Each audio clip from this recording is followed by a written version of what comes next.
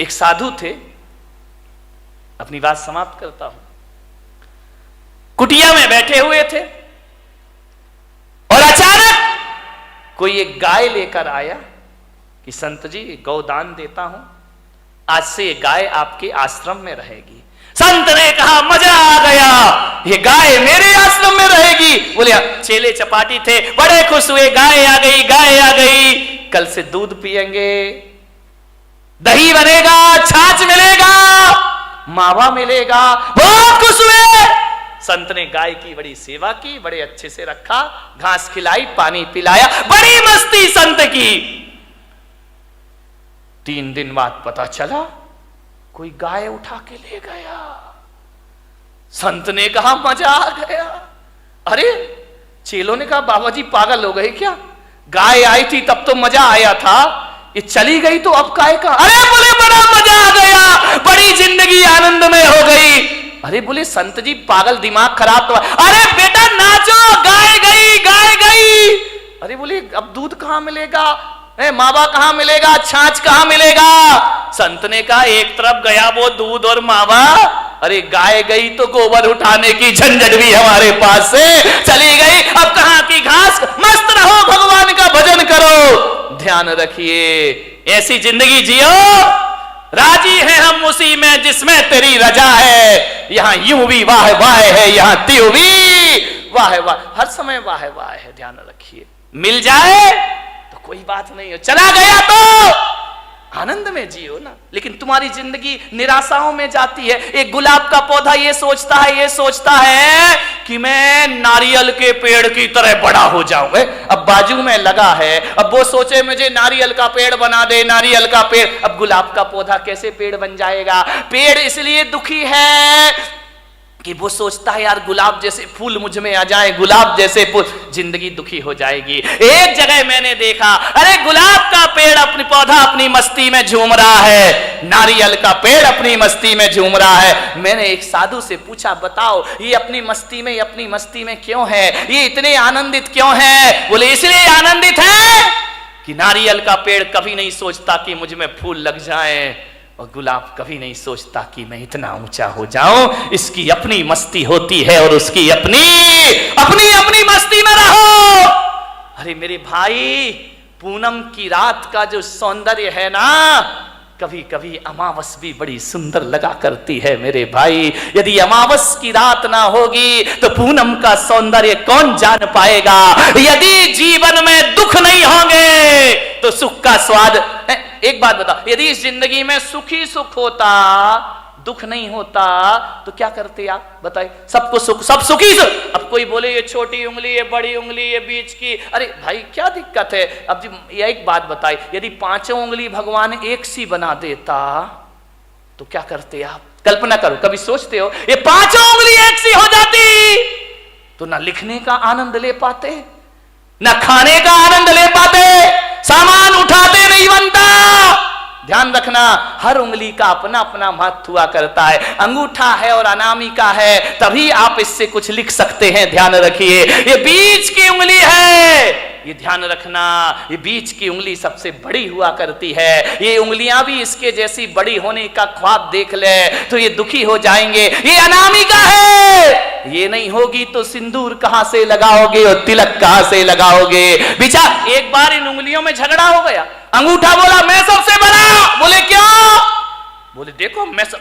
बात तो देखो, ये अंगूठा है, दिखाई दे रहा ये अंगूठा, लेकिन ऐसा बदकिस्मत है कि अंगूठा ये है, अंगूठी ये पहनती है।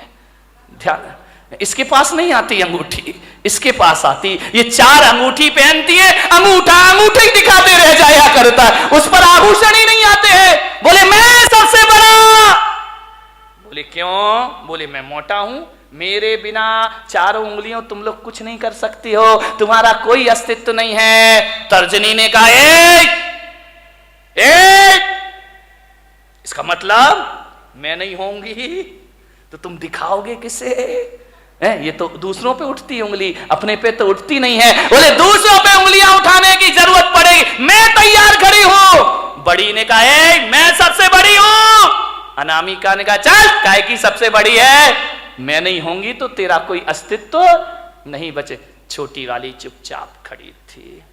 बोली बहन तू भी कुछ बोल ले। बोली मैं काय को बोलूं, मैं तो सबसे बड़ी हूं। अरे बोली छुटकी ज्यादा बोल रही है, इतनी सी तो है, वो कह रही सबसे बड़ी हूं। बोले तू क्या करती है? अंगूठा ने कहा मैं साइन करता हूं, अंगूठा लगाता हूं। तू क्या साइन करेगा? तर्जनी ने कहा मैं नहीं होंगी तो पेन कहां से पकड़ लेगा? तो बीच वाली ने बोली चल तेरे में ताकत तो मेरे से आया करती है। छिंगली ने कहा देखो छोटी वाली ने, मेरे पास कुछ नहीं है, मैं सबसे छोटी हूं, लेकिन मैं इतना जानती हूं, मैं सबसे बड़ी हूं, मैं सबसे बड़ी हूं। बोले छोटी हो के अपने को बड़ी क्यों कह रही है? बोले इसलिए कि जब जब भगवान को प्रणाम किया जाता है मैं सबसे आगे खड़ी रहती हूं और तुम सब मेरे पीछे खड़े। ध्यान रखिए, प्रणाम करोगे तो छोटी वाली, जो झुकना जानता, जो प्रणाम करता, वो सबसे बड़ा हुआ करता। किसी से क्षमा मांगो, देखो लड़ने में तो तर्जनी तुम तैयार रहती हो, लेकिन जब माफी मांगी जाती है तो मैं सबसे आगे खड़ी रहा कर। सबका आनंद है अपना अपना। सब उंगलियां एक सी हो जाएं तो जीने का मजा क्या बचेगा मेरे भाई? ये छोटे बड़े नहीं रहेंगे तो जिंदगी कैसे चलेगी? इस दुनिया में क्षत्रिय की भी जरूरत है, इस दुनिया में ब्राह्मण की भी जरूरत है, इस दुनिया में वैश्य की भी जरूरत है, और इस दुनिया में शूद्र की भी। शूद्र नहीं होंगे ना, 3 दिन हड़ताल कर दे, जीना मुश्किल हो जाएगा मेरे भाई, ध्यान रखिए। सबका अपना महत्व है, अपने अपने में राजी हो जाओ। राजी है हम उसी में जिसमें तेरी रजा है। यहां त्यों भी वाह वाह है। यहां कबीर का झोपड़ा एक दिन बेश्या के कोठे के सामने बना दिया गया। बेश्या को बड़ी परेशानी हुई, कबीर को कोई परेशानी नहीं थी। संतों को क्या परेशानी? परेशानी तो संतों से दुनिया को है। कबीर अपनी भक्ति करता था, राम नाम भजन में लीन रहता था। बेश्या को डिस्टर्ब हो गया।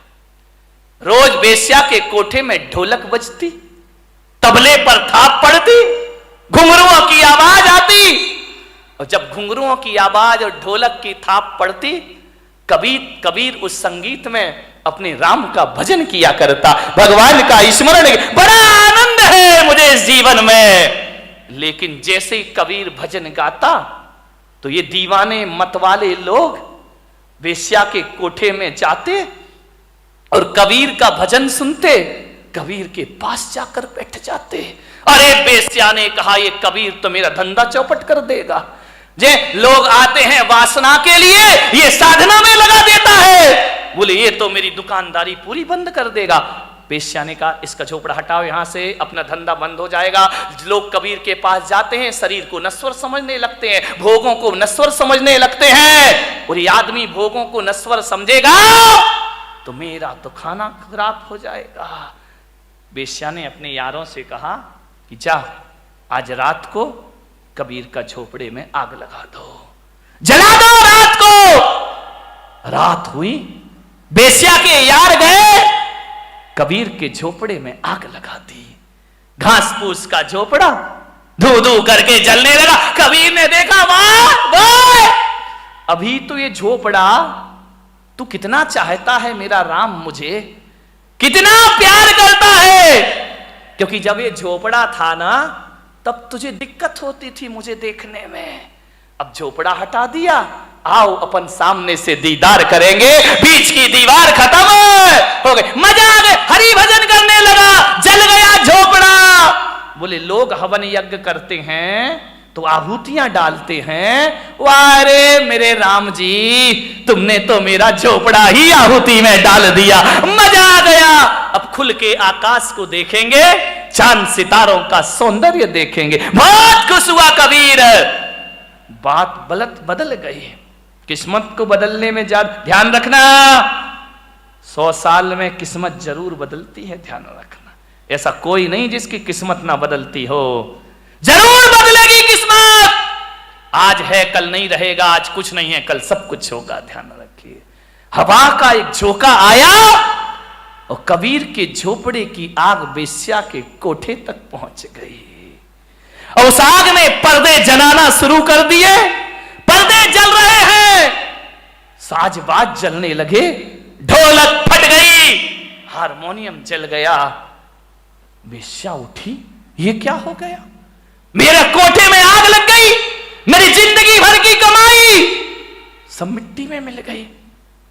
बहुत परेशान हुई वेश्या, कोई बुझाने वाला नहीं। उस रात को उसके कोठे की आग, सवेरे तक कोठा जल जल के धुआं हो गया। दौड़ी दौड़ी गई कबीर के पास, कबीर कबीर कबीर।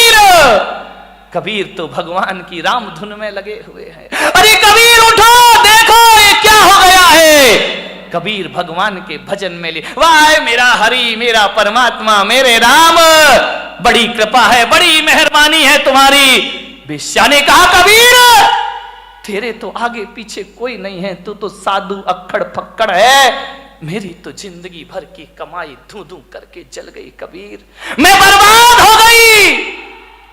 कबीर ने आंखें खोली, क्या हुआ वेश्या, देख कबीर मेरा कोठा जल रहा है, धू धू करके राख हो रहा है मेरा कोठा, बचा ले कबीर बचा ले। कबीर ने कहा इसमें मैं क्या कर सकता हूं। बोले कबीर मुझे माफ कर, मैं प्रायश्चित चाहती। अरे किस बात का प्रायश्चित। बोले तेरा कोठा जलवाया था मैंने, किससे, मेरे यारों से। तो कबीर ने कहा मैं क्या करूं, तू मेरी अपराधिन है ही नहीं, तेरे यार ने मेरा झोपड़ा जला दिया, मेरे यार ने तेरा कोठा जला दिया। ये तो दो यारों की लड़ाई है, तेरी मेरी तो कोई बात है ही नहीं, ना तेरी गलती ना मेरी गलती। तेरे यार ने मेरा झोपड़ा जलाया तो मेरे यार ने तेरा कोठा, ये दो यारों की लड़ाई है। अब देख बेस्या किसका यार दमदार है, देख मेरा यार दमदार है या तेरे यार। जो कल यार तेरे साथ घूमा करते थे तेरे लोग, आज एक भी तेरे पास नहीं है, और आज झोपड़ा जलने के बाद मेरा हरि मेरे पास हमेशा से मौजूद है। बारामती वालों यारी करो तो ऐसी करो, जिसका यार दमदार हो उससे दोस्ती करो मेरे भाई, ऐसे यारों से क्या दोस्ती करना, जिंदगी में आनंद में जियो। सूरत में एक मेरे भक्त ओम प्रकाश बाबूजी अब इस दुनिया में नहीं है, मैं भीलवाड़ा में कहीं था, रात पता चला कि उनकी फैक्ट्री में आग लग गई, धू-धू करके फैक्ट्री जल गई। मेरे पास, मेरे स्टाफ के पास फोन आए कि बाबूजी की झोपड़ी बुरी, मिल जल गई है कपड़ों की। वो जिन शरणम के अध्यक्ष थे उस समय, बाबूजी की फोन पर स्पीकर खोल के बात हुई। मैंने कहा बाबूजी ये जो मिल जल गई आपकी, कहां हैं आप। बोले कहां हूं, सामने खड़ा हूं, मिल जल रही है कपड़े की, आप कुछ नहीं कर रहे।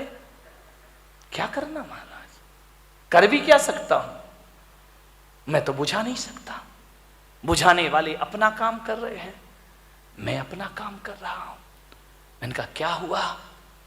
कुछ नहीं महाराज चिंता मत करो, आपका हाथ हमारे सिर पर है, ऐसी 10 मील फिर खड़ी करने की मैं ताकत रखा करता हूं। वो आदमी कमजोर नहीं पड़ा, वो शख्सियत कमजोर नहीं पड़ी, हौसले हैं महाराज। आपका शिष्य इतना कमजोर नहीं है, 2 मील क्या ऐसी और भी जल जाए तो भी मेरे मन में कोई फर्क पड़ने वाला नहीं है।